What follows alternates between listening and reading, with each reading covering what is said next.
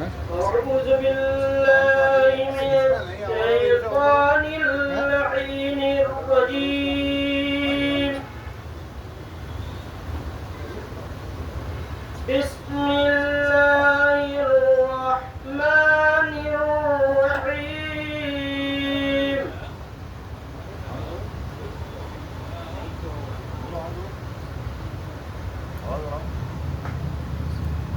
يسبح لله ما في السماوات وما في الأرض الملك القدوس العزيز الحكيم هو الذي بعث في الأمين رسولا منهم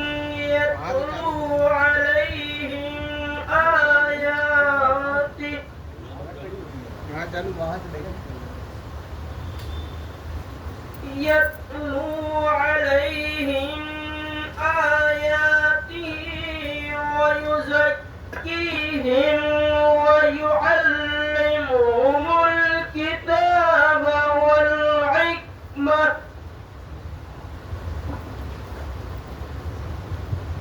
وإن كانوا من قبل لفي ضلال مبين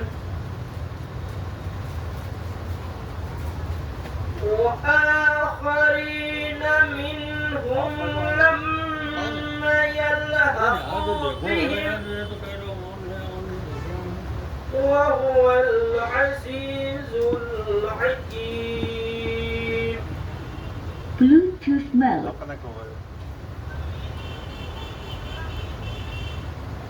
مثل الذين حملوا التوراة ثم لم يحملوها كمثل الحمار يحمل أسفارا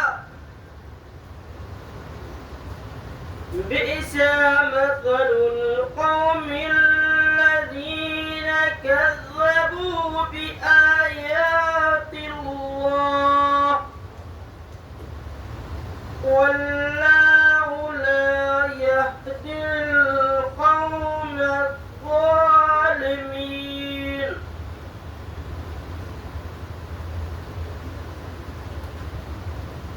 قل يا أيها الذين هادوا إن Bluetooth mode. أنكم أولياء لله من دون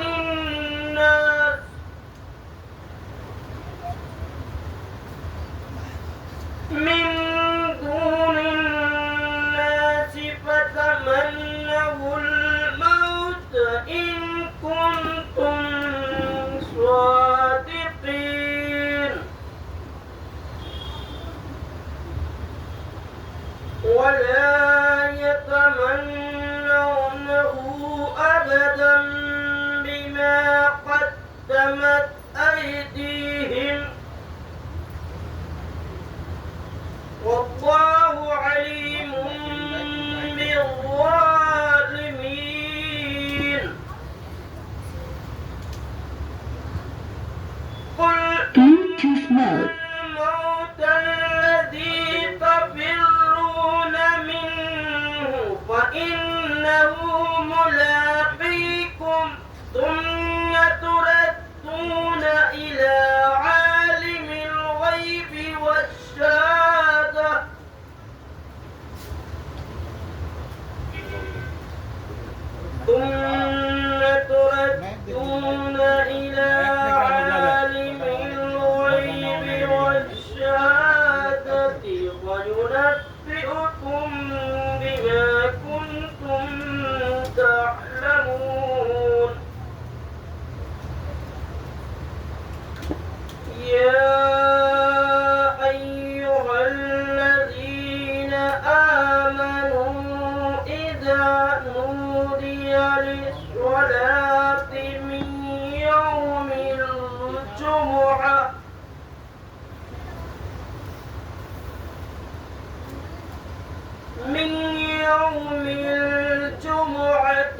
فاسعوا إلى ذكر الله وذروا البيع ذلكم خير لكم إن كنتم تعلمون وإذا قضيت الصلاة فانتشروا في الأرض وابتغوا من فضل الله واذكروا الله كثيرا لعلكم इसको चालू कर दो यार, आ करके जो है तिलावत शुरू हो गई, नहीं बज रहा है। وإذا तुम लोग तो जो है तो मतलब बिल्कुल जो है, अरे कम से कम इसको चालू करके चले जाते हैं। कहाँ चल रहा है, पीछे से खोल दिया है। وتركوك قائمة قل ما عند الله خير من اللهو ومن التجارة والله خير الرازقين صدق الله العلي العظيم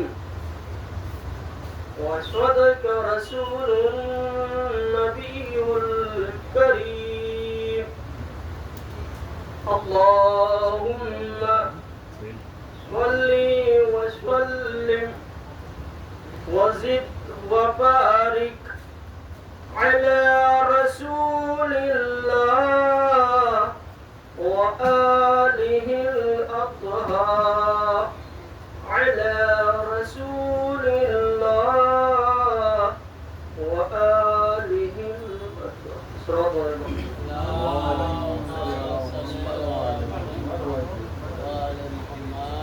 आप जाइए, नहीं आमिर भाई जो है सब रुक जाइए। अरे ठीक है, मजमा कुछ नहीं, आप पढ़िए, बस मौलाना आ जाएंगे हम बिठा देंगे। हम ऐसा नहीं है, मजमा नहीं देखते हैं, ठीक है। हम मौला के लिए मजलिस कर रहे हैं, मजमे के लिए नहीं कर रहे हैं भाई।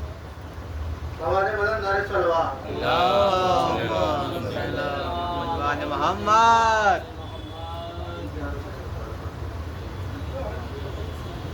पहले तुम सीरतो किरदार बनाना सीखो। क्या कहने, पहले तुम आगे बढ़ाओ जगह। किरदार बनाना सीखो बाद में लफ्ज को तलवार बनाना सीखो। किले के साथ आए सकीना का अलम हाथों में, लेके साथ आए सकीना का अलम हाथों में, अपने बच्चों को आज़ादार बनाना सीखो। क्या कहने, वाह वाह वाह वाह वाह वाह वाह लोग वाह आज़ादार बनाना सीखो। सर्वात का मोहम्मद हवाए करम कब चलाओगे मौला, हवाए करम कब चलाओगे मौला, दिए जुल्म के का बुझाओगे मौला। और ये गैबत कहाँ तक बढ़ाओगे मौला, ये गैबत कहाँ तक बढ़ाओगे मौला, कब अपनी ज़ियारत कराओ गे मौला क्या कहने, वाह वाह आओ गे मौला वाह, वाह। सलवात को थोड़ा दे नारे हैदरी, नारे तलवार। क्या कहने, वाह वाह सर मसनद खिलाफत कोई बद शियार होता जी। सर मसनद अगर आ रहे हैं रास्ते में खिलाफत करवा सर मसनद खिलाफत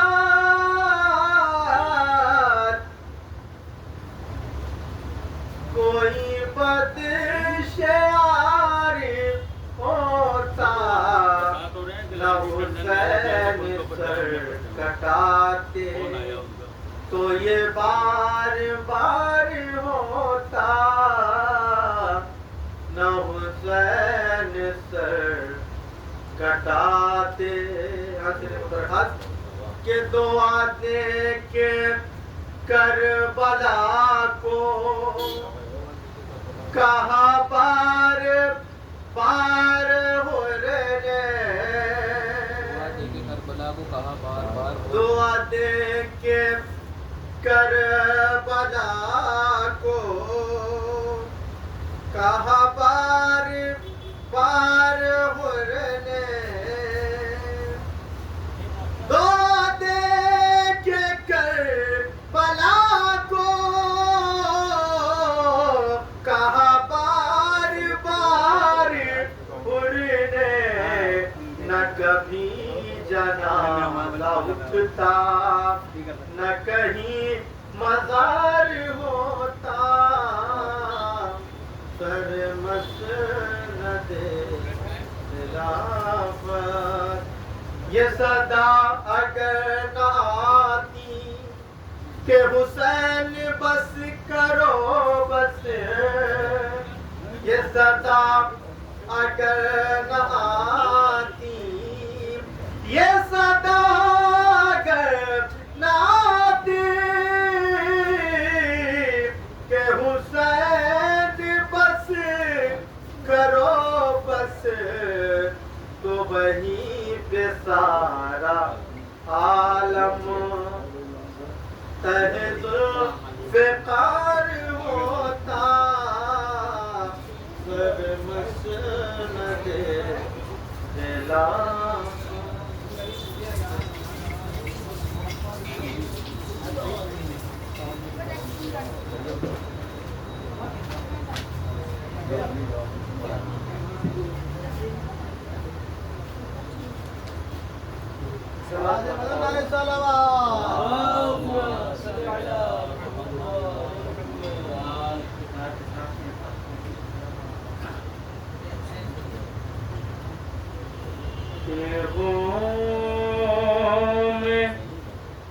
जो शबीर का सजदा नहीं होता तेगों में जो शबीर का सजदा नहीं होता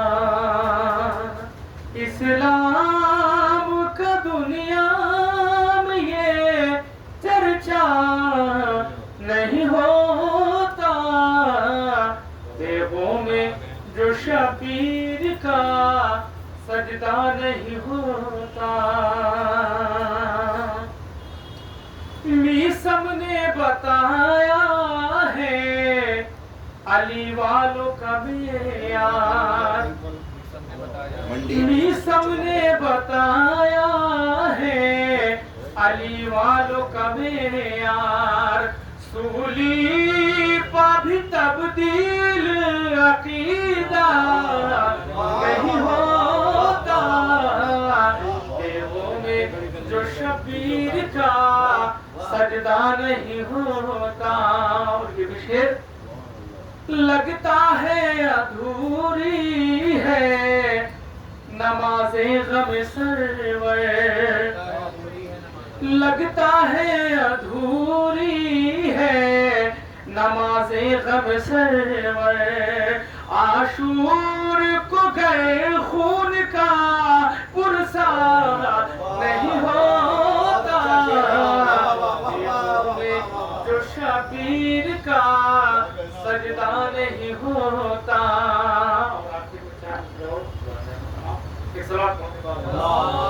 लगता है नमाज़े गम सरवर आशूर को गए खून का पुरसा नहीं होता देवों में जो शबीर का सजदा नहीं होता तेरी वफा का जमाना गुलाम है आबास तेरा बतूल के बेटों में नाम है आबास बगैर हाथों के दुनिया की झोलियां भरना बगैर हाथों के दुनिया की झोलियां भरना खुदा के बाद ये तेरा ही काम है आबास खुदा के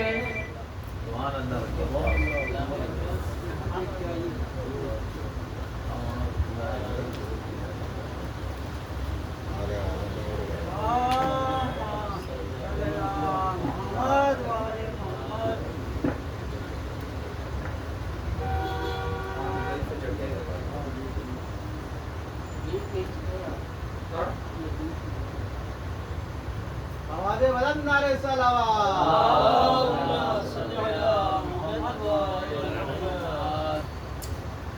एक बार पढ़ देना एक मतलब और दो मतलब और बस दो शेर कि खुदा से इश्क भी ऐसा हुसैन करते हैं खुदा से इश्क भी ऐसा हुसैन करते हैं लहू में डूब के सजदा हुसैन करते हैं खुदा से इश्क भी ऐसा हुसैन करते हैं लहू में डूब के सजदा हुसैन करते हैं उसने मतलब इस बात फरमाया कि लहू में डूब के सजदा हुसैन करते हैं और यजीद फिक्र पा हमला हुसैन करते हैं यजीद फिक्र पा हमला हुसैन करते हैं अरे खुदा के दीन को जिंदा हुसैन करते हैं खुदा के दीन को जिंदा हुसैन करते हैं ऐसे शेर मजा फरमाए कि खुदा के दीन को जिंदा हुसैन करते हैं और जहां पर जुल्म की तारीकियों का कब्जा हो सब देखिएगा कि जहां पर जुल्म की तारीकियों का कब्जा हो वहां पर जाके उजाला हुसैन करते हैं जहां पर जुल्म की तारीकियों का कब्जा हो वहां पर जाके उजाला हुसैन करते हैं। आखिरी शेर मुलाजा फरमाए ये बतौर खास शेर है देखिएगा कुछ कहने की कोशिश की है कि ना मुस्कुराइए फर्शे अज़ाए मौला पर ना मुस्कुराइए फर्शे अज़ाए मौला पर हमारे चेहरे को देखा हुसैन करते हैं न मुस्कुराइए फर्शे अज़ाए मौला पर हमारे चेहरे को देखा हुसैन करते हैं। अब मैं मौला साहब से गुजारिश करता हूँ कि वो तशरीफ लाएं उस रोज़े मिंबर पर मोहम्मद वाले मोहम्मद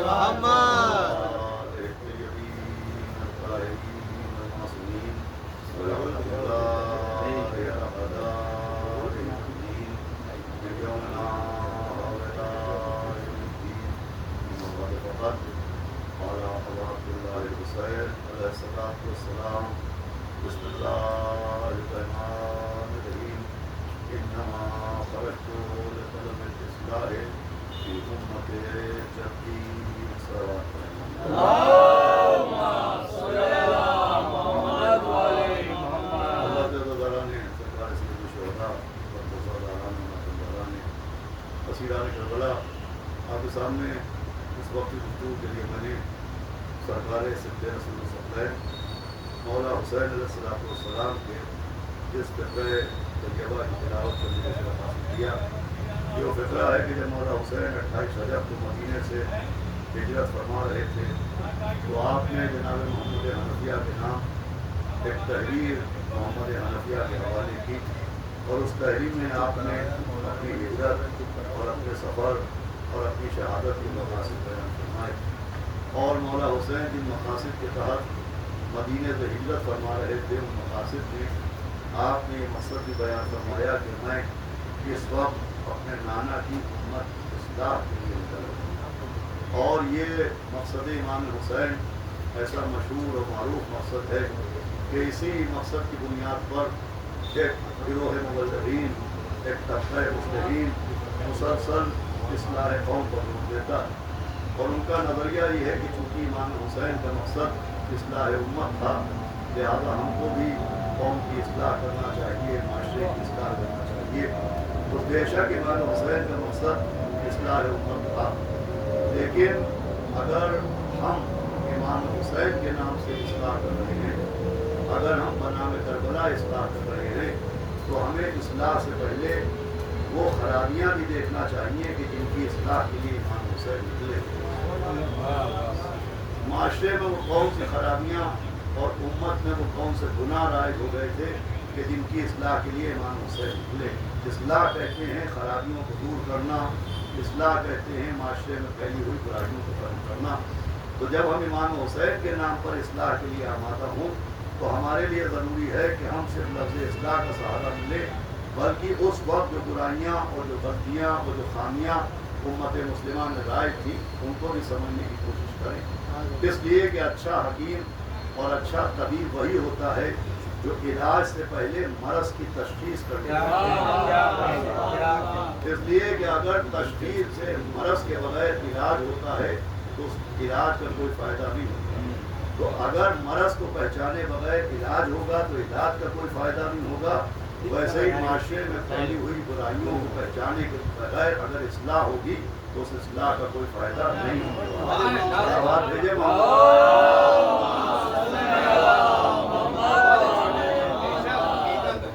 مولا حسین جو اصلاح کے لیے نکلے اور تاریخ کربلا پر, واقعات کربلا پر ہم کو نظر ڈالنا چاہیے کہ آخر وہ کون سی برائیاں, وہ کون سے گناہ, وہ کون سی خامیاں, وہ کون سی بدعتیں تھیں جن کی اصلاح کے لیے مولا حسین نکلے. تو جب آپ تاریخ کربلا پر نظر ڈالیں گے, بہت زیادہ دیر زحمت نہیں ہے لیکن متوجہ ہو کے سنیے گا, جب آپ تاریخ کربلا پر نظر ڈالیں گے تو امام حسین جس اصلاح کے لیے نکلے تھے تو وہ اصلاح کسی ایک شخص کی اصلاح نہیں تھی, کسی ایک فرد کی اصلاح نہیں تھی, کسی ایک عمل کی خرابی کو دور کرنے کے لیے مولا حسین نہیں نکلے, بلکہ پورا معاشرہ خرابیوں میں جکڑا ہوا. اور سب سے بڑی خرابی جو امت مسلمہ میں پھیلی ہوئی تھی اور سب سے بڑا گناہ جس کی امت مسلمہ شکار ہو چکی تھی وہ ایک نظام تھا جس نظام کی سربراہی یزید کر رہا تھا. اور اس نظام کو لوگ حکومت اسلامی سمجھ رہے تھے, خلافت اسلامی سمجھ رہے تھے.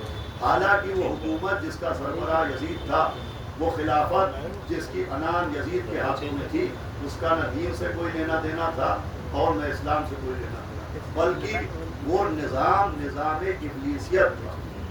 اور توجہ سنیے گا, شکل یزید میں وہ نظام جو رائج تھا، جس کی جکڑ میں، جس کی پکڑ میں امت مسلمہ پوری طرح سے آ چکی تھی، وہ نظام تھا نظام ابلیسیت۔ یزید کا نام نہیں ہے، یزید اصل میں نمائندہ ابلیس کا نام ہے۔ یہ ابلیس کا بنایا ہوا ایک نظام تھا، اور یہ نظام ابلیس یہ ہے کہ جب سے ابلیس کو اللہ نے معبود بارگاہ قرار دیا، اس کے گلے میں طوق لعنت پہنایا، تب سے اس ابلیس نے نظام الہی کے مقابلے میں اپنا ایک نظام قائم کیا۔ اللہ کی حکومت کے مقابلے میں ابلیس نے اپنا ایک سسٹم بنایا، اور وہ نظام ابلیس یہ تھا، اور ابلیس کا بنایا ہوا سسٹم یہ تھا کہ اللہ نے جتنے نبیوں کو ہدایت کے لیے بھیجا، رسولوں کو ہدایت کے لیے بھیجا، ہر نبی کے مقابلے میں، ہر رسول کے مقابلے میں ابلیس نے کسی نہ کسی کو اپنا بھی نمائندہ بنایا۔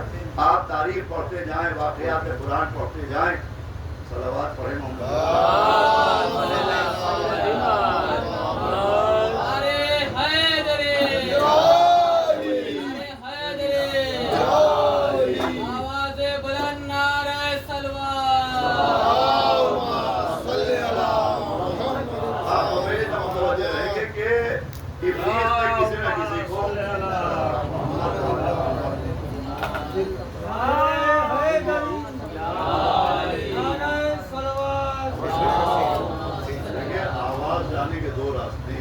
اس کے ذریعے آپ تک آواز جائے، ایک یہ کہ آپ قریب آ جائیں۔ صلوات بھیجے محمد۔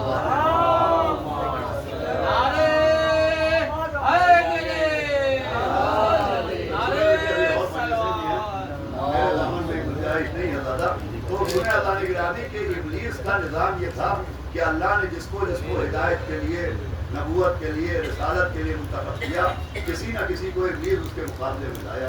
اللہ نے ہدایت کے لیے جناب آدم کا انتخاب کیا، یہ مقابلے میں قابیل کو لے کے آ گیا۔ اللہ نے جناب نوح کا انتخاب کیا، یہ مقابلے میں کنعان کو لے کے آ گیا۔ اللہ نے ابراہیم کو ہدایت کے لیے منتخب کیا، یہ مقابلے میں نمرود کو لے کے آ گیا۔ اللہ نے حضرت موسیٰ کو ہدایت کے لیے منتخب کیا، یہ فرعون کو لے کے آ گیا۔ اللہ نے جناب عیسیٰ کو ہدایت کے لیے منتخب کیا، یہ یہود کو سامنے لے آیا۔ اللہ نے شہر علم کو ہدایت کے لیے منتخب کیا، یہ ابو جہل کو لے کے آ گیا۔ اللہ نے غدیر کا انتخاب کیا، یہ سقیفہ کو لے کے آ گیا۔ صلوات بھیجے محمد۔ اللہ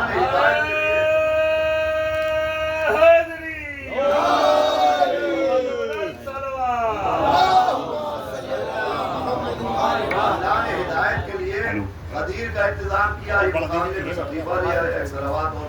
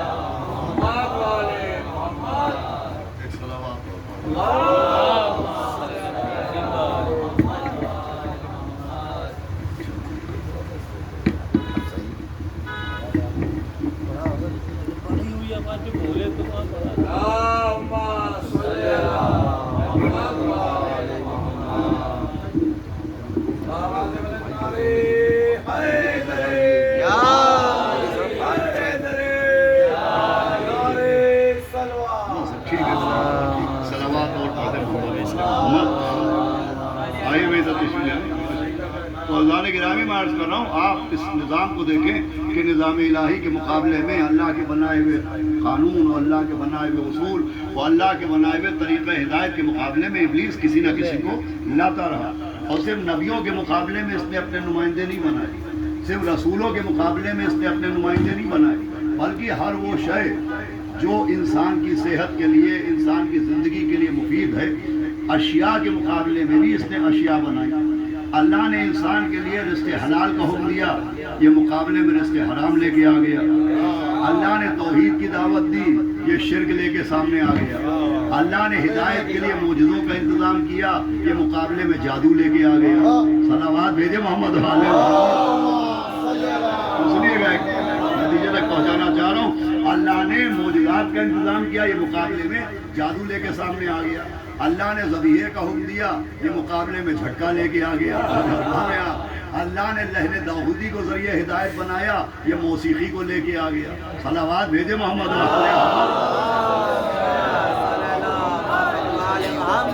وہ شے جو انسان کے لیے ضروری تھی، مفید تھی، فائدہ مند تھی، اس کے مقابلے میں کسی نہ کسی کو لاتا رہا۔ توحید کے مقابلے میں شرک کو لے آیا، رزق حلال کے مقابلے میں رزق حرام کو لے آیا، ذبیحے کے مقابلے میں جھٹکے کو لے آیا، معجزے کے مقابلے میں جادو کو لے کے آیا، موسیٰ کی عصا کے مقابلے میں سانپوں کی رسیوں کو لے کے آ گیا، لہن داؤد کے مقابلے میں موسیقی کو لے کے آ گیا۔ اب میں آپ سے پوچھتا ہوں کہ یہ جو ابلیس نے اللہ کی بنائی ہوئی اشیاء کے مقابلے میں اشیاء پیش کی، ان کے لیے شریعت کیا کہتی ہے؟ شریعت شرک کو کیا کہتی ہے؟ شریعت رزق حرام کو کیا کہتی ہے؟ شریعت موسیقی کو کیا کہتی ہے؟ شریعت جادو کو کیا کہتی ہے؟ تو جب آپ شریعت سے پوچھیں کہ شرک کیا ہے تو شریعت کہتی ہے حرام، رزق حرام کیا ہے؟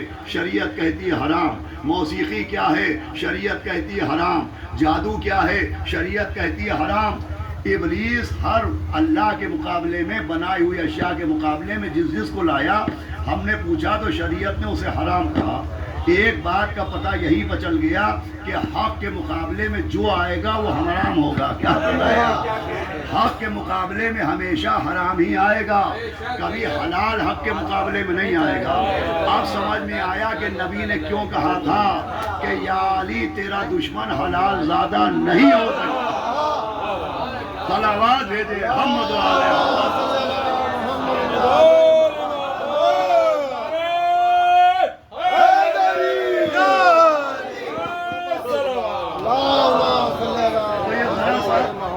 ابلیس کا بنایا وہ نظام آپ کی سمجھ میں آیا کہ اللہ نے نبیوں کا انتخاب کیا، یہ نبیوں کے مقابلے میں اپنے نمائندے لایا، رسولوں کے مقابلے میں اپنے نمائندے لایا، حلال کے مقابلے میں حرام کو لایا، توحید کے مقابلے میں شرک کو لے کے آیا، معجزوں کے مقابلے میں جادو کو لے کے آیا، اور پھر آتے آتے میں نے عرض کیا شہر علم کے مقابلے میں ابو جہل کو لایا، غدیر کے مقابلے میں سخیفہ کو لایا، امام حسن کے مقابلے میں حاکم شام کو لایا۔ آتے آتے زمانہ آ گیا مولا حسین کا، توجہ فرما رہے ہیں آپ۔ اب یہ مولا حسین کے مقابلے میں یزید کو اپنا نمائندہ بنا کے لایا، توجہ فرما رہے ہیں آپ۔ یہ امام حسین کے مقابلے میں یزید کو اپنا نمائندہ بنا کے لایا، مگر مولا حسین نے، دنیا کہتی ہے یزید کو شکست دی ہے، میں کہتا ہوں مولا حسین نے یزید کو شکست نہیں دی ہے، مولا حسین نے نظام ابلیس کو شکست دی ہے۔ بھائی ابلیس کو سب سے بڑی شکست یہی ہوئی کہ یہ امام حسین کے مقابلے میں یزید کو لایا۔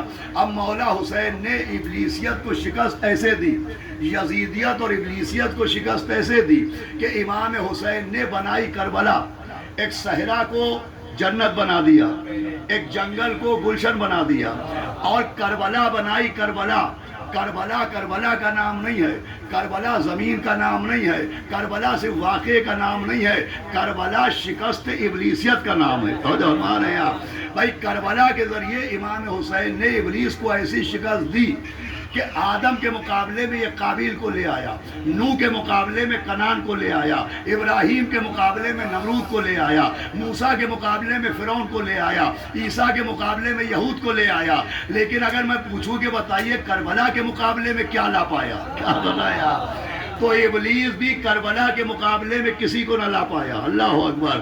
ابلیس بھی کربلا کے مقابلے میں آپ کوئی نام نہیں پیش کر سکتے۔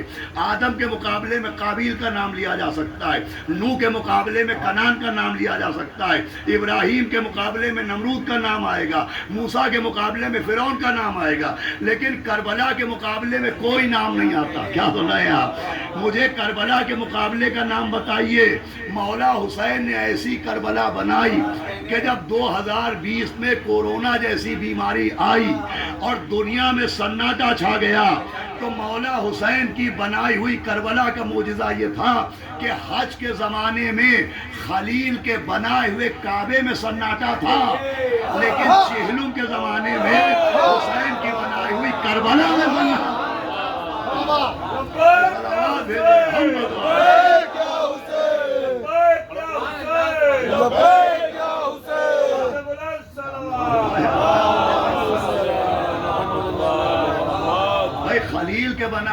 काबे में सन्नाटा था, मगर मौला हुसैन की बनाई हुई करबला में सन्नाटा नहीं था। इमाम हुसैन ने एक जंगल को जन्नत बना दिया, एक सहरा को गुलशन बना दिया। करबला जन्नत है, जन्नत, तवज्जो फरमा रहे हैं आप।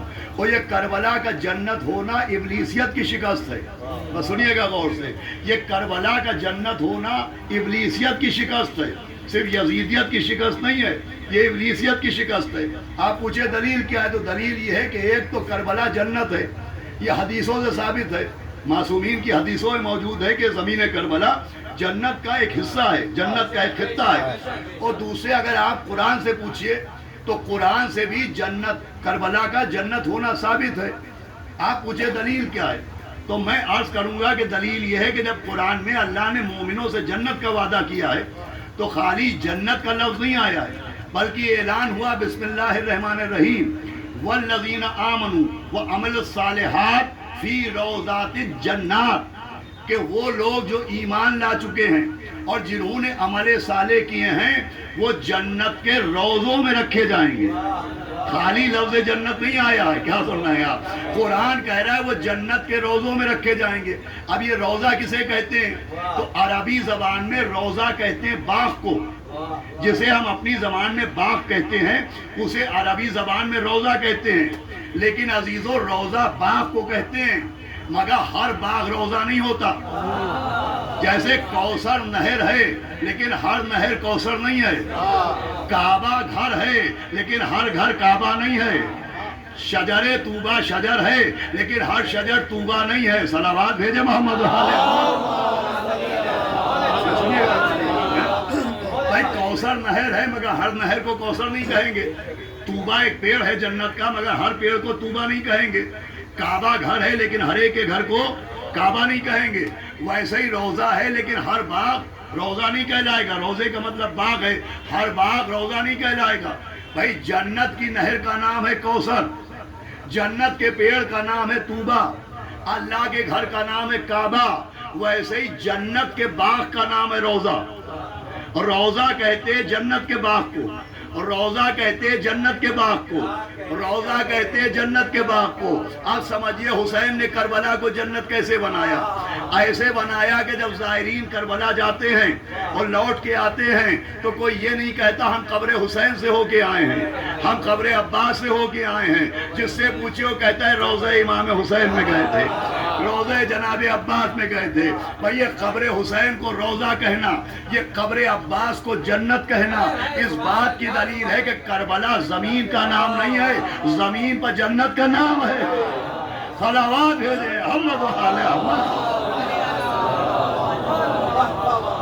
एक सलावत और पढ़ दे मोहम्मद।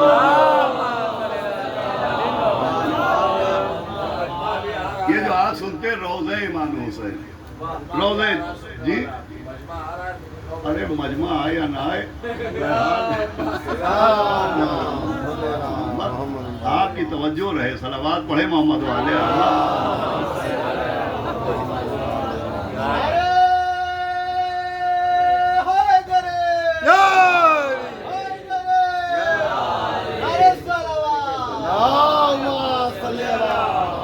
हमारे भी उस्ताद थे मौलाना साहब हुसैन साहब अल्लाह मकामा, बहुत बड़े आलिम थे, आप जानते हैं।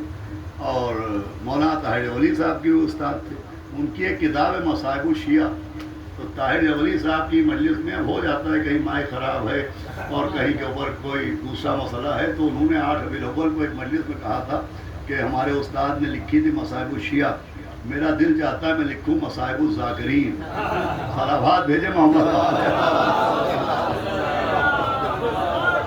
तो खैर बड़ी बात है, इसी जगह के ऊपर मजलिस हो रही है और इतनी दूर दूर से आप तशरीफ लाए। तो करबला, करबला ज़मीन का नाम, ज़मीन के ऊपर जन्नत का नाम है। अब देखिए इस करबला की जन्नत के ज़रिए इमाम हुसैन ने इबलीस को कैसे शिकस्त दी है, इबलीसियत को कैसे शिकस्त दी है।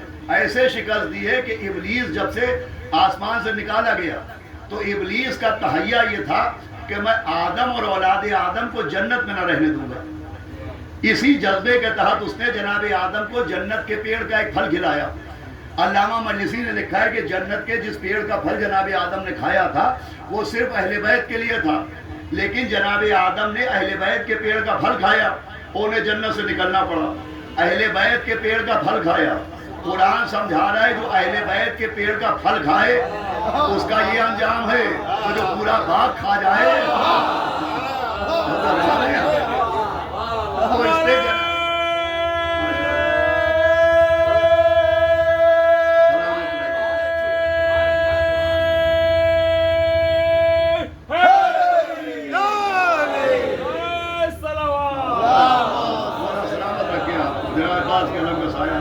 تو سنیے آزاد گرامی کہ اس کا ارادہ اور اس کا انتقام کا جذبہ یہی کہ میں آدم کو جنت سے نکالا، پوری کوشش یہ کہ اولاد آدم جنت میں نہ جائے، آدمیوں کو بہکا رہا ہے، کیوں بہکا رہا ہے؟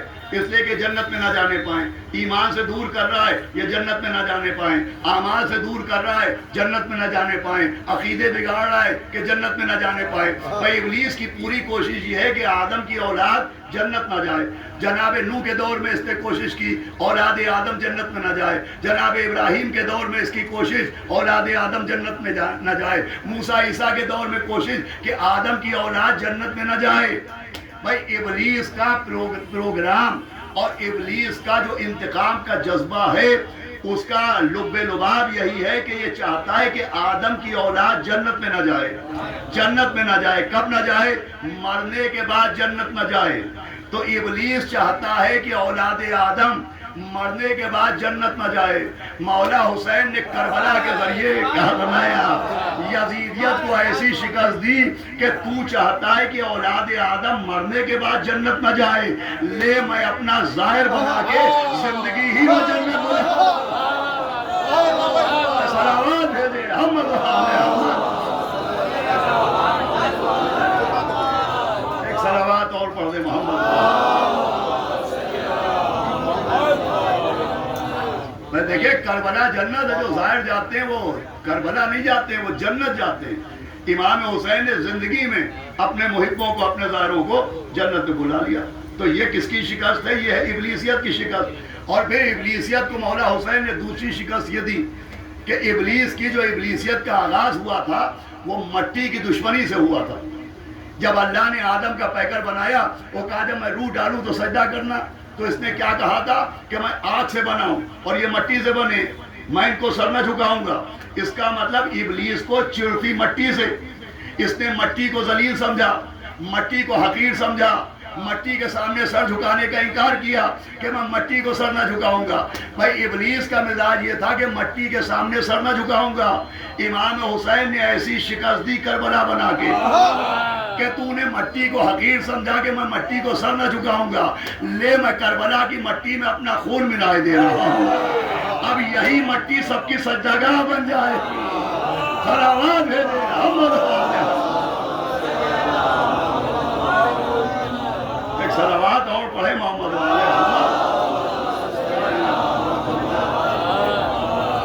ایک سلامات اور پڑھ دے محمد۔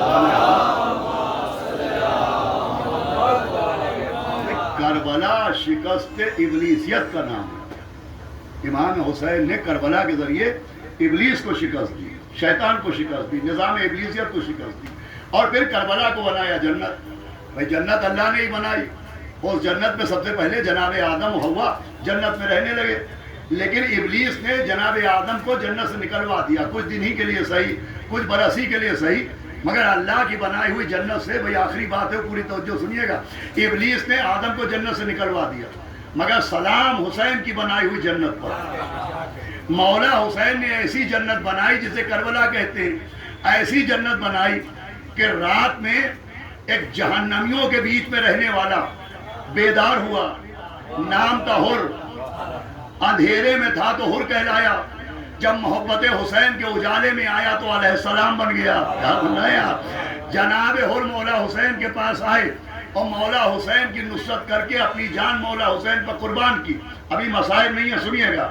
اور پھر امام حسین کی شہادت کے بعد جب عمر سعد نے کہا کہ لاشوں کو پامال کیا جائے تو حر کا خاندان اور حر کے رشتہ دار اور حر کا قبیلہ آگے بڑھا، اور اس نے کہا کہ بے شک حسین کی طرف سے حر نے اپنی جان دی، لیکن حر ہمارا سردار ہے، ہم اپنے سردار کو پامال نہ ہونے دیں گے، ہم اپنے سردار کا لاشا دفن کریں گے۔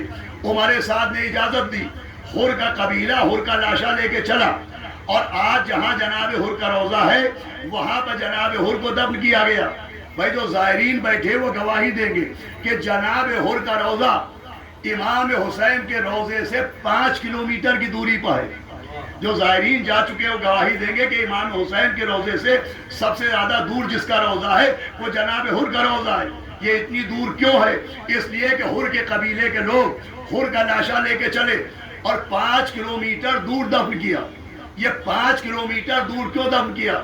حالانکہ ان کا ارادہ تھا کہ اپنے گاؤں میں دفن کریں، اپنی بستی کے قبرستان میں دفن کریں، مگر کتاب میں روایت موجود ہے کہ جب حر کا قبیلہ حر کا لاشا لے کے چلا تو آج جہاں جناب حر کا روضہ ہے یہاں پر جناب حر کا لاشا رک گیا اور پورے قبیلے نے کوشش کی کہ حر کا لاشا آگے بڑھائیں، لیکن حر کا لاشا 1 انچ بھی آگے نہ بڑھا.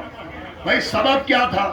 سبب یہ تھا کہ جہاں جناب حر دفن ہیں وہ حسین کی بنائی ہوئی جنت کی سرحد ہے. ہمارے یہاں وہ امام حسین کی بنائی ہوئی جنت کا بارڈر ہے، جنت کی سرحد ہے. اگر 1 انچ بھی حر اس سے آگے بڑھ جاتے تو حسین کی بنائی ہوئی جنت سے باہر ہو جاتے.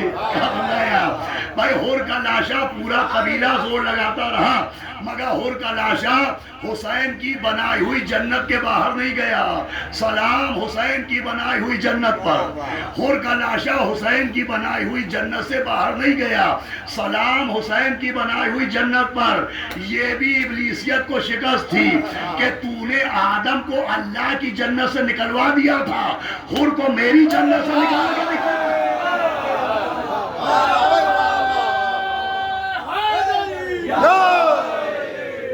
صلوات پڑھے محمد والے.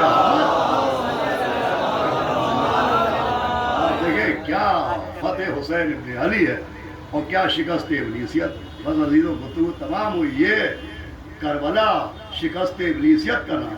مولا حسین نے ایک پورے نظام کو شکست دی ہے جس نظام کو نظام ابلیسیت سمجھیے. یزید تو اس کا نمائندہ تھا. ابلیس نے اپنے نمائندے بنائے تھے، اسی میں سے ایک نمائندے کا نام تھا یزید.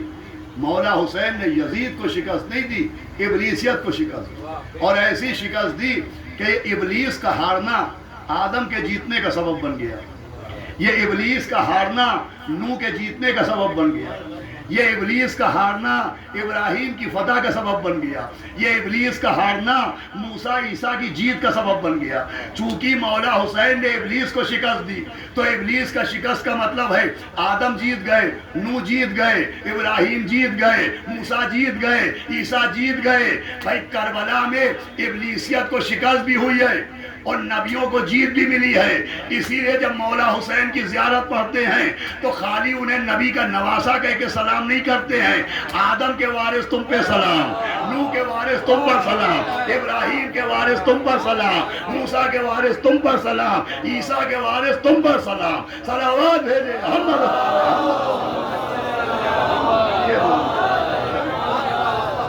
یہ جو وارث انبیاء کہلاتے ہیں، جو مولا حسین وارث انبیاء ہیں. جو وارث انبیاء اس لیے کہ ابلیس کو شکست دے کے سارے نبیوں کی محنتوں کو حسین ابن علی نے بچایا. سارے رسولوں کی محنتوں کا تحفظ مولا حسین نے کیا. بس عزیزوں کربلا کا کوئی بدل نہیں ہے. کربلا کے مقابلے میں کچھ نہیں ہے. نبیوں کے مقابلے میں اس نے نمائندے بنا لیے، رسولوں کے مقابلے میں نمائندے بنا لیے، لیکن آج تک کربلا کے مقابلے میں کچھ نہ بن سکا. یہی وجہ ہے کہ پوری دنیا 40 کا زمانہ آ رہا ہے. ہر مذہب کے لوگ، ہر دھرم کے لوگ، ہر ریلیجن کے لوگ اس وقت کربلا جا رہے ہیں. یہ حسین ابن علی کی مظلومیت کا مقناطیس ہے کہ جہاں جہاں انسانیت ہے کھچ کھچ کے کربلا پہنچ رہی ہے. اللہ سلامت رکھے ان زائروں کو جو جا چکے ہیں اور جو جانے کی تمنا رکھتے ہیں انہیں بھی 40 نصیب ہو. اللہ ہو. ایک تو یہ 40 مولا حسین کی فتح اور ابلیسیت کی شکست کا اعلان ہے. دوسرے 40 وہ بہن جو اپنے بھائی کو دل کھول کے رو نہ پائی، جس نے تمنا کی تھی کہ سید سجاد ایک گھر خالی کراؤ جس پہ ہم دل کھول کے اپنے بھائی کا ماتم کریں گے.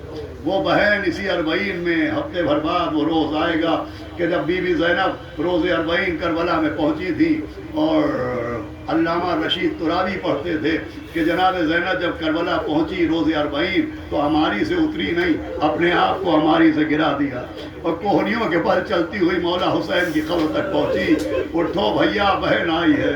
اے بھیا، چلتے وقت تم نے مجھ سے کچھ عہد لیے تھے، تم نے کہا تھا سر میں کٹاؤں گا، سر کی چادر تم لٹانا، تم نے کہا تھا تیر میں کھاؤں گا، تازیانے تم کھانا، تم نے کہا تھا اصغر کی قبر میں نے بنائی ہے، سکینہ کی تربت تم بنانا۔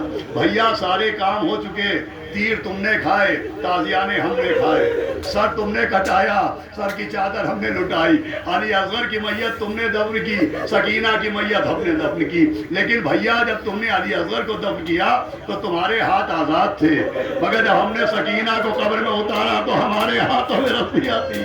ماشاءاللہ آوازیں آپ کی بلند ہے۔ امام جعفر صادق ایک مجلس میں بیٹھے ہوئے تھے اور جب لوگ بآواز بلند رونے لگے تو آپ نے اپنا امامہ اپنے ہاتھ پر رکھا اور کہا پالنے والے ان آوازوں پر رحمت نازل کرنا جو میرے جد مظلوم حسین کے غم میں بلند ہوتی ہے۔ دیکھیں یوں شہر میں سینکڑوں مجلسیں آپ ابھی شرکت کریں گے، مگر اس دور اس فاصلے کے اوپر اور اس جگہ کے اوپر جو آپ آگے مجلس کر رہے ہیں، اس کا اجر بارگاہ سیدہ سے آپ کو اور سے اور عطا ملے گا، اور سے اور ملے گا۔ اللہ سلامت رکھے فرش بچھانے والوں کو، اتنی دور دور سے فرش پہ آنے والوں کو، اور جہاں بھی مجلس کا اعلان ہو کوشش کرنا چاہیے کتنے ہی فاصلے پر کیوں نہ ہو ہم جائیں، اس لیے کہ مجلس میں کوئی آئے یا نہ آئے۔ علامہ دربندی نے لکھا ہے کہ جب بھی فرش بچتا ہے تو 3 بیویاں سب سے پہلے آ جاتی ہیں، ایک وہ جس کی پسلیاں توڑ ڈالی گئی، ایک وہ کہ جس کے سامنے بھائی کے گلے پر خنجر چلایا گیا، ایک وہ جو زندان کے دروازے کی سلاخیں پکڑ کے کہتی تھی پھوپھی اماں ارے پرندے اپنے گھر جا رہے ہیں، کیا سکینہ کبھی اپنے گھر نہ جا پائے گی؟ بھائی رضادار چلے جاتے ہیں، سیدہ ہاتھ اٹھا کے دعا دیتی ہے، جناب زینب آمین کہتی ہے۔ میں نے روایت میں نہیں پڑھا کہ بی بی سکینہ کیا کہتی ہیں، لیکن میرا دل کہتا ہے جب عزادار روتے ہوں گے، جب آپ کی آنکھوں میں آنسو آتے ہوں گے تو شاید بی بی سکینہ اپنی دادی سے کہتی ہوں گی دادی آج عزادار رو رہے ہیں، انہیں کوئی تماچے مارنے والا نہیں ہے، انہیں کوئی تازیانے لگانے والا نہیں ہے، لیکن اے دادی ہمیں آپ کے لال کے اوپر رونے بھی نہ دیا گیا۔ عزیزو دو چیز چاہتا ہے کہ 2-3 جملے بی بی سکینہ ہی کے سنا کے مجلس کو تمام کر دوں۔ ابھی 3 دن پہلے آپ نے ماتم کیا، ماتم سنا کے اندھیرے گھر میں سکینہ کو موت آئی ہے، جنازہ اٹھنے کا سامان نہیں دعائی ہے۔ دیکھیں بیٹیاں بے پناہ اپنے باپ سے محبت کرتی ہیں اور بیٹیوں کا ایک خاص مرتبہ ہے۔ مولا علی کے پاس ایک شخص آیا، اس نے آگے کہا یا علی دعا کیجئے کہ اللہ مجھے بیٹا دے، تو مولا علی نے کہا انشاءاللہ بیٹا ملے گا لیکن بیٹی کی بھی دعا مانگا کر۔ تو اس نے کہا یا علی یہ بیٹی پر کیوں زور دیا؟ سنیے گا بات بھائی عجب جملہ ہے، کہا یہ بیٹی پر کیوں زور دیا؟ تو کہا کہ بیٹیاں باپ کے جنازے کی زینت ہوتی ہے۔ اللہ اکبر، اگر سمجھ گئے تو رونے کو بہت ہوگا۔ مطلب یہ ہے کہ جب کوئی شخص مرتا ہے وہ اگر اس کی بیٹیاں ہوتی ہیں تو جب گھر سے جنازہ نکلنے لگتا ہے تو سب سے زیادہ چیخ کے بیٹیاں روتی ہیں۔ باپ کے جنازے سے لپٹ لپٹ کے سب سے زیادہ تیز آواز رونے کی بیٹیوں کی آتی ہے۔ میں کہوں گا یا علی فریاد، ارے کربلا میں قانون بدل گیا، وہاں بیٹی کے تماچے مارے جا رہے ہیں، کانوں سے گوشوارے چھینے جا رہے ہیں۔ بہرحال بیٹیاں اپنے باپ کو زندگی میں چاہتی بھی بہت ہیں، اور بس ایک جملہ عرض کرنا ہے، آپ متوجہ ہو گئے مجلس تمام، اور باپ کو روتی بھی بہت ہیں۔ باپ دنیا سے چلا گیا، بیٹیاں روتی ہیں، چھوٹی بچیاں تو چھوٹی بچیاں ہیں۔ ایسا بھی ہوتا ہے کہ بیٹی جوان ہو گئی، اس کی شادی ہو گئی، اب بیٹی خود بچوں کی ماں بن گئی، لیکن ادھر باپ کی برسی آئی، باپ کا دیسا آیا، وہ اپنے باپ کو یاد کر کے روتی ضرور ہے۔ بھائی بیٹوں کی آنکھوں میں آنسو آئے یا نہ آئے، لیکن بیٹیاں اپنے باپ کو یاد کر کے روتی ضرور ہیں۔ لیکن عزیزو آپ جتنی بیٹیاں یاد کر سکیے یاد کر لیجئے، کتابیں پڑھ سکیے کتابیں پڑھ لیجئے۔ بیٹیاں باپ کے بعد باپ کو بہت روتی ہیں، مرنے کے بعد بیٹیاں بہت روتی ہیں، لیکن کوئی بیٹی باپ کے مرنے پر مر نہیں جاتی۔ اللہ اکبر، بھائی میں نے کیا عرض کیا، مجھے تباہ ہو گئی۔ ارے کوئی بیٹی باپ کے مرنے پر مر نہیں جاتی ہے۔ تاریخ میں صرف 2 بیٹیاں نظر آئیں، ایک مدینے میں نبی کی بیٹی، کربلا میں حسین کی بیٹی، ایک بیٹی 90 دن سے زیادہ زندہ نہ رہی، ایک بیٹی مہینے بھر کے بعد دنیا سے چلی گئی، آوازیں آتی رہی کہ اندھیرے گھر میں سکینہ کو موت آئی ہے، جنازہ اٹھنے کا سامان نہیں دعائی ہے۔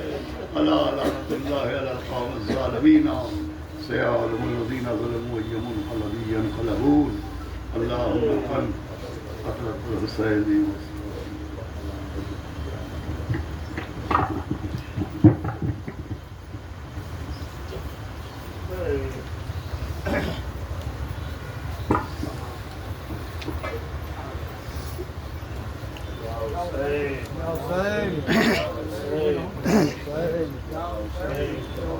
بڑھیا فرمان صاحب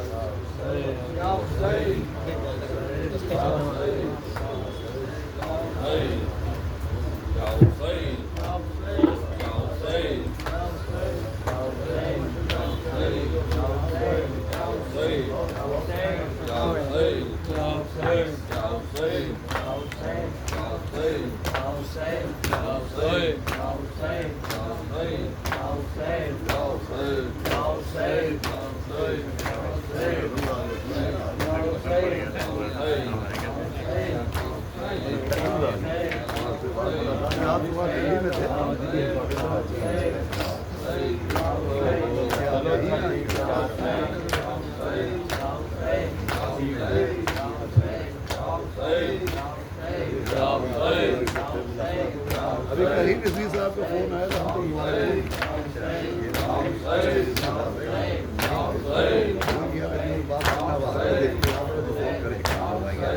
تو کبھی موقع ملا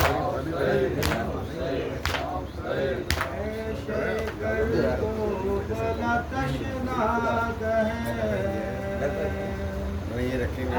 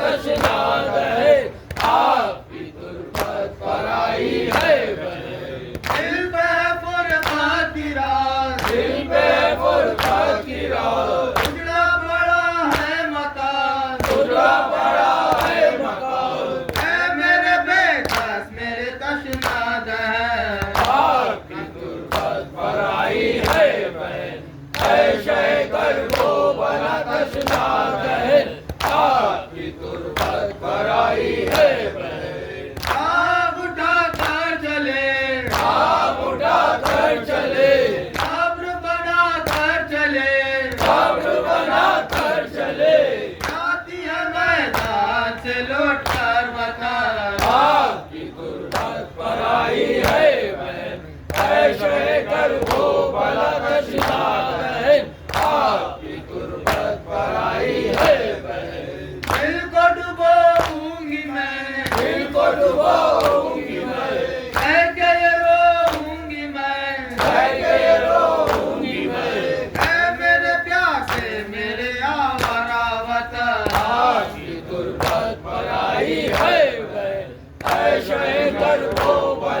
तशनाद है आपकी गुर्बत पर आई है बहन छूट गया संभालो जान छूट गया संभालो जान हो गई है नंगे सर हो गई है नंगे सर होती जो चादर तो मैं देती कफन आपकी गुर्बत पर आई है बहन ऐसे कर वो भला तशनाद है आपकी गुर्बत पर आई है बहन जो जहाँ के ताजदार जो जाके ताजदार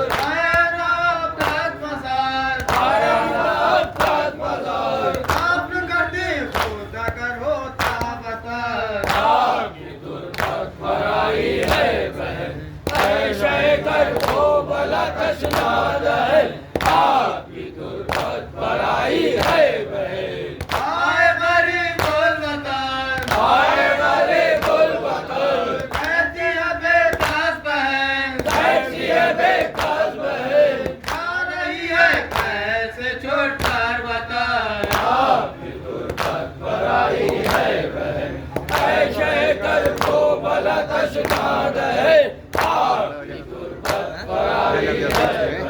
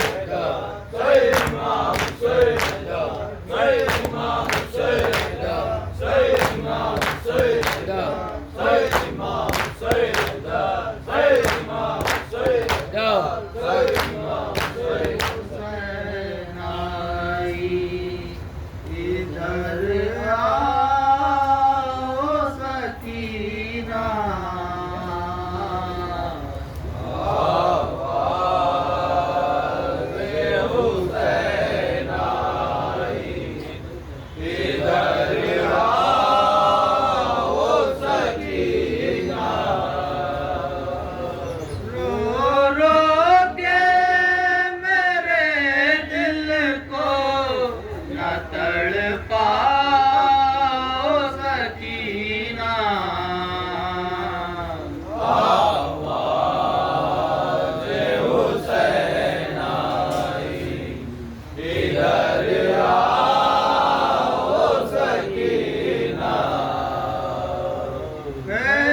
प्रेमों को मेरे किस तरह आज़ाद ने जलाया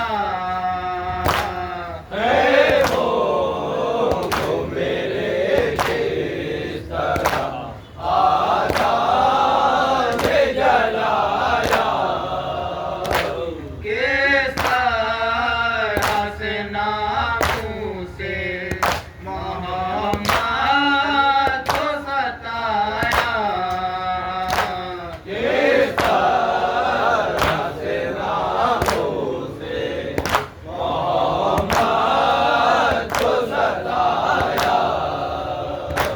क्या गुजरी मेरे बाद बदलाओ सकीना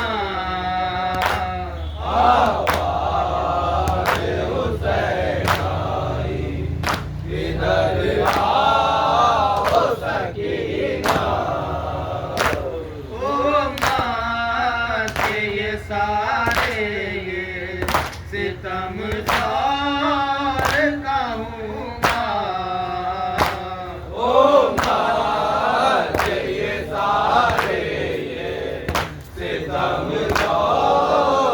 कहूँगा मैं नाना से जन्नत में ये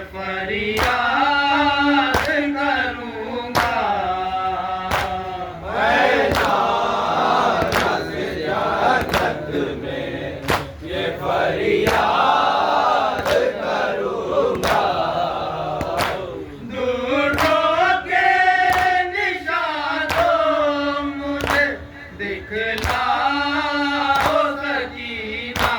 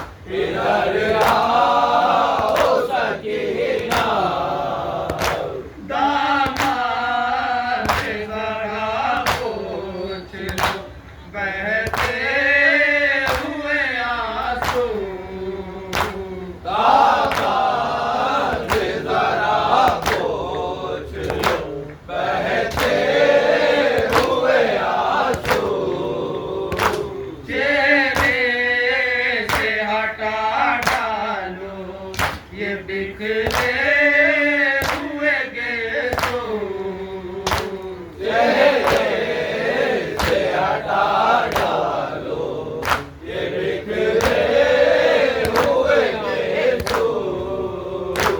मैं सीने से लिपट डालूं परिवार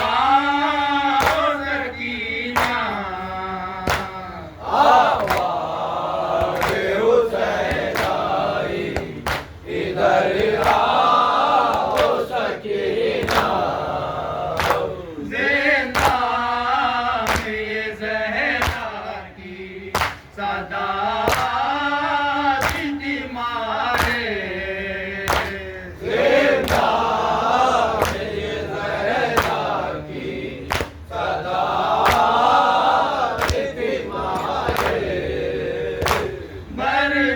बर्दाश्त न कर पाऊंगी गम बाप का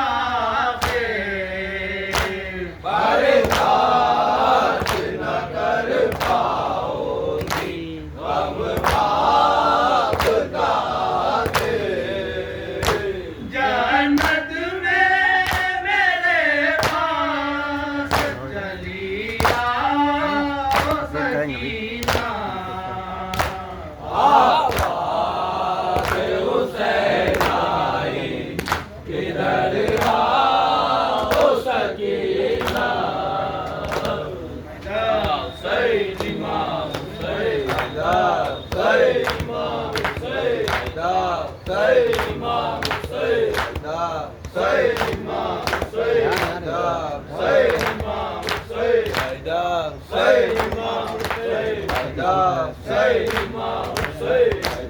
मक़तल में गया हुर्रे दिलावर का जनाजा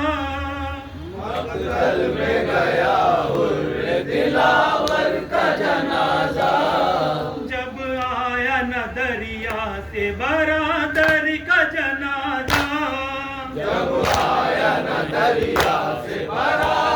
का जनाजा जब ला चुके शैतानी में मुज़फ़र का जनाजा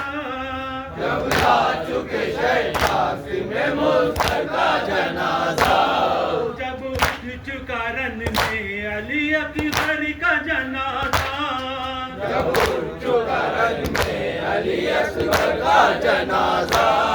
खेमे से चला है दिल मादर का जनाजा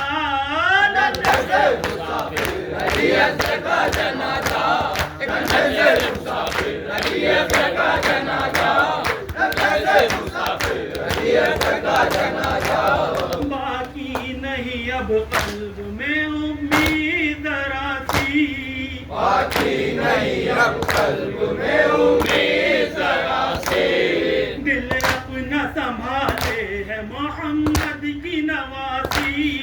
दिल अपना संभाले है मोहम्मद की नवासी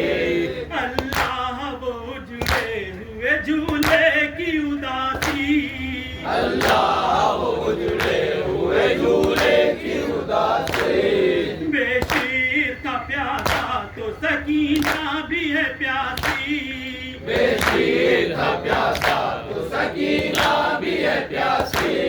खेमे से चला है दिल मादर का जनाजा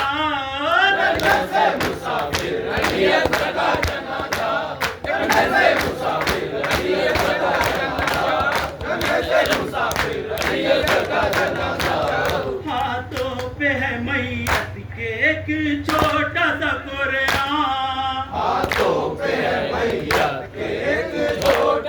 कुरान टुकड़े हुआ है तीर से कुर्ते का गिरे पाँव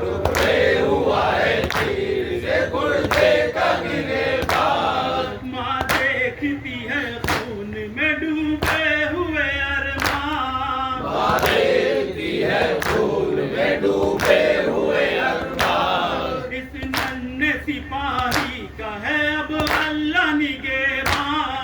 इस नन्हे सिपाही का है अब अल्लाह निगहबान खेमे से चला है दिल मादर का जना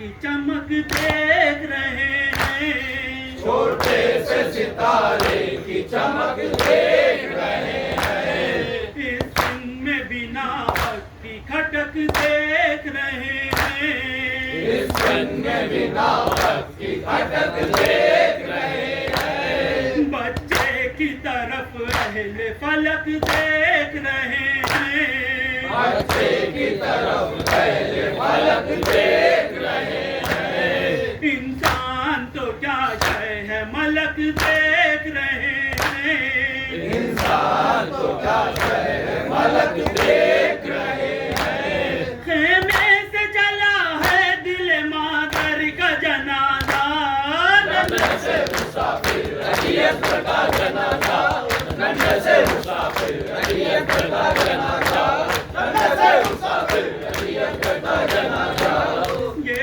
सब्र के 6 माह के बच्चे पे भी काबू, ये सब्र के 6 माह के बच्चे पे भी काबू, साया है मुरादों का तमन्नाओं के आंसू, आया है मुरादों के तमन्नाओं के आंसू, आता ही नहीं माँ को करार अब किसी पहलू, आता ही नहीं माँ को करार अब किसी पहलू, बल खाए हुए नन्हे से रुखसार पे गे तू, पल खाए हुए नन्हे से रुखसार पे गेसू, खेमे से चला है दिल मादर का जनाजा, नन्हे से मुसाफिर रहियत का जनाजा, नन्हे से मुसाफिर रहियत का जनाजा, नन्हे से मुसाफिर रहियत का जनाजा, जंगल में कुछ इस तरह से टूटा है सहारा, जंगल में कुछ इस तरह से टूटा है सहारा, माँ कहती है किसने मेरे बेशीर को मारा, माँ कहती है किसने मेरे बेशीर को मारा, ये खून की धारे ये चमकता हुआ तारा, ये खून की धारे ये चमकता हुआ तारा, कुरान के हाथों पे है कुरान का पारा, कुरान के हाथों पे है कुरान का पारा, खेमे से चला है दिल मादर का जनाजा, नन्हे से मुसाफिर रहियत का जनाजा, नन्हे से मुसाफिर रहियत का जनाजा,